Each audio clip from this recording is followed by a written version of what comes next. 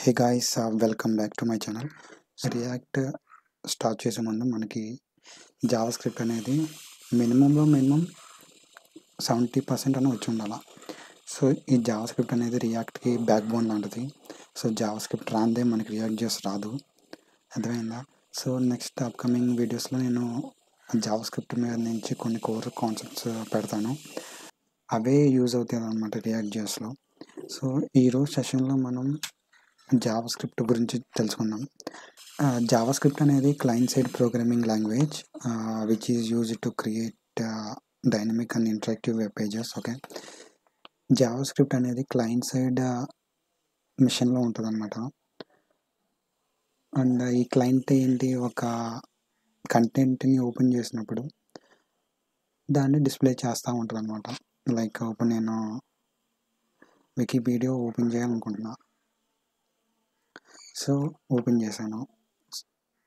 So ఇలా చూపిస్తుంది అనమాట కంటెంట్ని. ఓకే, అండ్ ఈ మిషన్ ఏంటి, ఈ మిషన్కి అర్థమయ్యే లాంగ్వేజ్ బైనరీ కోడ్, అర్థమైందా? సో ఈ బైనరీ కోడ్ ఎలా ఉంటుంది, జీరోస్ అండ్ వన్స్ రిప్రజెంటేషన్లో ఉంటుంది. ఓకేనా, లైక్ మనం ఇప్పుడు ప్రోగ్రామింగ్ లాంగ్వేజ్లో ఒక కోడ్ రాసాం, మనం రాసిన కోడ్ మిషన్కి అర్థం కాదు, అప్పుడు జావా స్క్రిప్ట్ అనేది పిక్చర్లోకి వస్తుంది అనమాట. ఈ జావా స్క్రిప్ట్ ఏం చేస్తుంది అంటే, మనం రాసిన కోడ్ని బ్రౌజర్లో జావా స్క్రిప్ట్ ఇంజిన్ ఉంటుంది. ఓకేనా, ఆ జావా స్క్రిప్ట్ ఇంజిన్ ఏం చేస్తుంది అంటే, మనం ఏదైతే కోడ్ రాస్తామో ఆ కోడ్ని కంప్యూటర్కి అర్థమయ్యే లాంగ్వేజ్లో కన్వర్ట్ చేస్తుంది. కంప్యూటర్కి అర్థమయ్యే లాంగ్వేజ్ ఏంటి, జీరోస్ అండ్ వన్స్. సో మనం రాసిన కోడ్ని బైనరీ కోడ్లో కన్వర్ట్ చేసి మనకి అవుట్పుట్ అనేది ఇస్తుంది. ఓకేనా, ఆ వేలో మనం రాసిన కోడ్ని జీరోస్ వన్స్ కన్వర్ట్ చేసి ఈ జావా స్క్రిప్ట్ ఇంజిన్ అనేది మిషన్కి ఇన్పుట్ ఇస్తుంది అన్నమాట. దాని తర్వాత దాన్ని అర్థం చేసుకొని మనకి అవుట్పుట్ ఇస్తుంది. ఓకేనా, సో ఈ what is use of Java script అంటే, ఈ జావా స్క్రిప్ట్ అనేది మనకి ఫ్రంట్ ఎండ్లో యూజ్ అవుతుంది అండ్ బ్యాక్ ఎండ్లో కూడా యూజ్ అవుతుంది. అండ్ మనం web applications and mobile applications కూడా క్రియేట్ చేయొచ్చు దీన్ని యూజ్ చేసుకొని. ఈరోజు సెషన్లో మనం వేరియబుల్స్ని ఎలా డిక్లేర్ చేసుకోవాలి and what is data types, so కొన్ని డేటా టైప్స్ గురించి తెలుసుకుందాం. అండ్ ప్రజెంట్ లోకల్ హోస్ట్ని స్టాప్ చేద్దాం.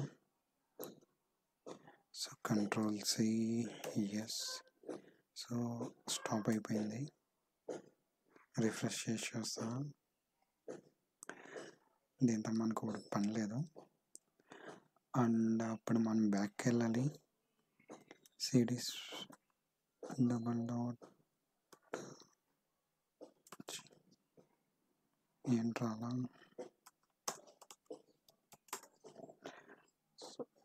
ఇక్కడ ఎల్ఎస్ వద్దు, సిడీ స్పేస్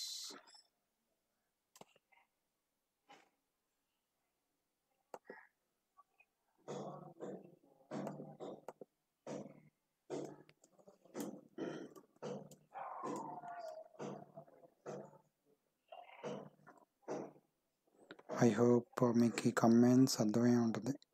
ఈ సిడీ .డాట్ ఎందుకు యూజ్ చేస్తామంటే, మనం బ్యాక్ వెళ్తానికి, ఒక స్టెప్ బ్యాక్ వెళ్తానికి. ఓకే, ఈ సిడీ స్పేస్ ఈ జావా స్క్రిప్ట్లో ఎందుకు మెన్షన్ చేశానంటే, సిడీ అని మెన్షన్ చేసినప్పుడు వన్ స్టెప్ ముందుకు వెళ్తుంది అనమాట. ఓకే, సో ఈ ఫోల్డర్లో మనకేమన్నా ఫైల్స్ ఉన్నాయేమన్నా చెక్ చేద్దాం. సో డెమో అని ఒకటి ఉంది ఫోల్డర్, సో దాంట్లోకి వెళ్ళాలి మనం. Demo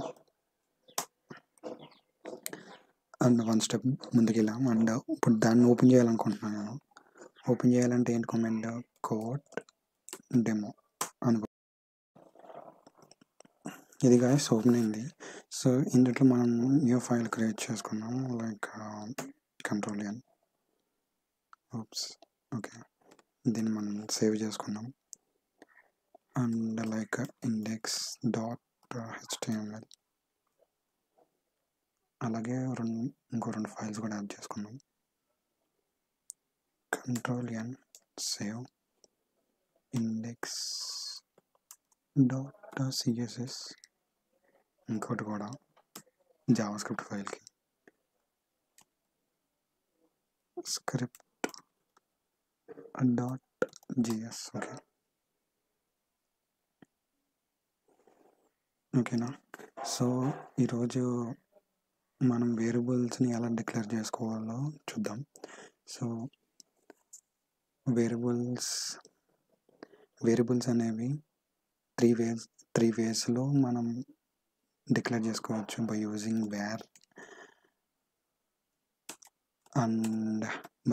wear let const. ఓకేనా. ఈ 3 వేస్లో మనం వేరియబుల్స్ని డిక్లేర్ చేసుకోవచ్చు. అండ్ నెక్స్ట్ ఏంటంటే ఒక వేరియబుల్ తీసుకున్నాం, like var my name equal to Srihari అన్న దాన్ని తీసుకున్నా. ఈ ఫార్మేట్ అనేది క్యామల్ కేస్లోనే ఉండాలి. ఓకేనా. మనం ఆ నోటేషన్ అనేది ఫాలో అవుతాం అన్నమాట. సో దీన్ని నేను ప్రింట్ చేయాలనుకుంటున్నా. document.write of my name and మనం ఈ ఫైల్ని రన్ చేసుకోవాలి. దీన్ని డబల్ క్లిక్ చేసామనుకోండి, అది బ్రౌజర్లోకి వెళ్ళిద్ది.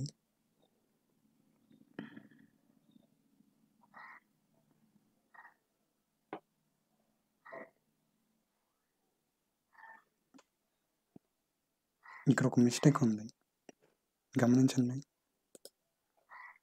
మనం స్క్రిప్ట్ రాసాం కానీ స్క్రిప్ట్ని మనం ఇండెక్స్లోకి పాస్ చేయలేదు.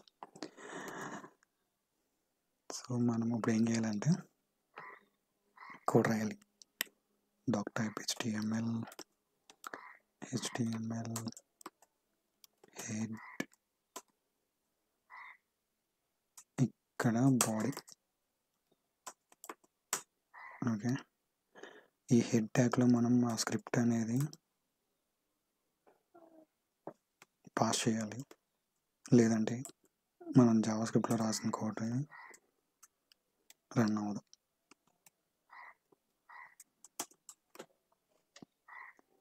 Script src equal to ./script.js. Okay, మనం పాస్ చేసాము. సో ఇప్పుడు బ్రౌజర్లో రన్ అవుతుందా? ఎస్, రన్ అవుతుంది. కనిపిస్తుందా శ్రీహరి? సో ఇది నెక్స్ట్ ఏంటంటే మనం లెట్ తీసుకొని మై నేమ్ శ్రీహరి ఈడే అండ్ మనం కాన్స్టెంట్ తీసుకొని కాన్స్టెంట్ అప్పుడు. సో ఇప్పుడు లెట్ తీసుకొని మళ్ళీ నేను document.write అని చెప్పేసి ప్రింట్ చేస్తా. మై నేమ్ డిస్ప్లే అవుతుందా? సో మై నేమ్ అనేది ఆల్రెడీ వేర్తో డిక్లేర్ చేసాం. సో ఇప్పుడు మళ్ళీ డిక్లేర్ చేసాం. సో దీనికి ఏంటంటే మనకి సింటాక్స్ ఎర్రర్ వస్తుంది అన్నమాట. రిఫ్రెష్ చేసి చూద్దాం ఒకసారి, కన్సోల్లో ప్రింట్ చేసి చూద్దాం. console.log of my name. So ఒకసారి రిఫ్రెష్ చేసి చూస్తే, ఇన్స్పెక్ట్లోకి వెళ్ళి చూస్తే, ఇక్కడ కన్సోల్లో చూస్తే ఇదిగో చూడండి, syntax error, my name has already been declared. So and next ఏంటంటే దీన్ని మనం మోడిఫై చేసామనుకోండి, చేసి బ్రౌజర్లో రిఫ్రెష్ చేసి చూస్తే శ్రీహరి ఈడే. సో ఇక్కడ మనం బ్రేక్ ఇస్తాము.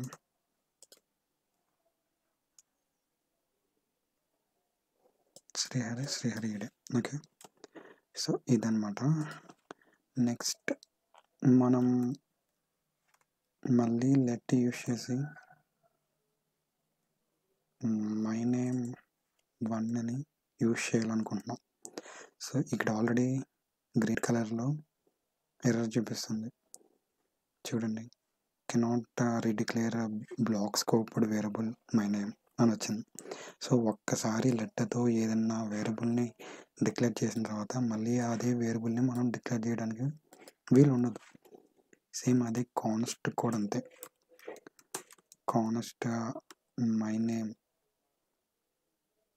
తీసుకోవాలనుకుంటున్నా. సో సేమ్ అదే ఎర్రర్ చూపిస్తుంది. అర్థమైందా? సో కాన్స్ట్ లెటర్ సేమ్ ఒకేలాగా ఉంటాయి. అర్థమైందా? ఓకే. నెక్స్ట్ ఏంటంటే మనం డేటా టైప్స్ గురించి నేర్చుకుందాం. సో ఈ డేటా టైప్స్ అనేవి మనకి 2 కేటగిరీస్ ఉంటాయి అన్నమాట. Primitive data types and non primitive data types. Okay. ఇప్పుడు ప్రిమిటివ్ డేటా టైప్స్ గురించి తెలుసుకుందాం. సో ప్రిమిటివ్ డేటా టైప్స్ అంటే మనకి number, string, Boolean, undefined, null ఇవన్నీ వస్తాయన్నమాట. బూలియన్ ఏంటి? మనకి ఐదర్ ట్రూ ఇస్తది, లేదంటే ఫాల్స్ అని ఇస్తది. నెక్స్ట్ స్ట్రింగ్ ఏంటి? మనం డబుల్ కొటేషన్స్‌లో ఇస్తామన్నమాట. ఓకే. మనం ఐదర్ సింగిల్ కొటేషన్‌లో ఇస్తాము, డబుల్ కొటేషన్స్‌లో ఇస్తాము అండ్ బ్యాక్ టిక్స్‌లో కూడా ఇస్తాం. ఈ బ్యాక్ టిక్స్ ఎందుకు వాడతారంటే మనం ఏదన్నా స్ట్రింగ్‌ని రిప్రజెంట్ చేసి చూపియాలనుకో మనం బ్యాక్ టిక్స్ అనేవి వాడతాం.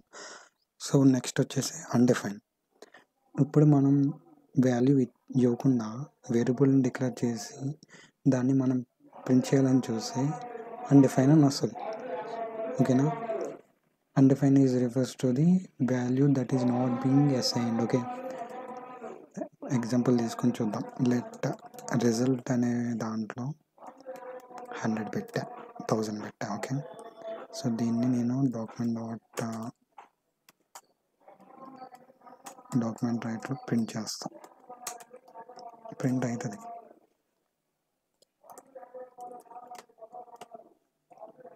సో బ్రౌజర్లోకి వెళ్ళి రిఫ్రెష్ చేస్తే 1000 రూపీస్ అని పడిద్ది. ఆ 1000 రూపీస్ నేను ఇవ్వలేదు, ఇవ్వకుండా I'm trying to print this one. Okay. అప్పుడు ఏమని చూపిస్తుంది? అన్‌డిఫైన్డ్ అని చూపిస్తుంది. ఓకే. నెక్స్ట్ ఏంటంటే నల్ కూడా ఉంటుంది. ఈ నల్ అనేది ఇక్కడ మెన్షన్ చేయలేదు. నల్ ఎందుకు యూజ్ అవుతుందంటే మనం ఒక వేరియబుల్ని డిక్లేర్ చేసుకున్న తర్వాత ఆ వేరియబుల్కి మనం ఇంటెన్షన్గా ఏమీ వాల్యూ ఇవ్వలేదు. అప్పుడు మనం నల్ అని పెట్టుకొని యూజ్ చేసుకోవచ్చు. దాని తర్వాత మనం వాల్యూ అనేది పాస్ చేసుకోవచ్చు. నేను ఈ ఆర్ఎస్ని రన్ చేస్తా, నల్ అని వస్తుంది. ఓకే. ఇదబ్బా ప్రిమిటివ్ డేటా టైప్స్ గురించి. ఇంకా నాన్ ప్రిమిటివ్ డేటా టైప్స్ ఉన్నాయి లైక్ అరేస్, ఆబ్జెక్ట్స్. ఇవి మనం అప్కమింగ్ సెషన్స్లో చెప్పుకుందాం. ఐ హోప్ యూ గైస్ అర్థమైంది అనుకుంటున్నా. Like variable declaration and primitive data types అంటే ఏంటి, నాన్ ప్రిమిటివ్ డేటా టైప్స్ అంటే ఏంటి. ఈ వీడియోలో ఇంకంతే గాయస్. ఇంకా నెక్స్ట్ సెషన్లో కలుద్దాం. Thank you. Happy coding.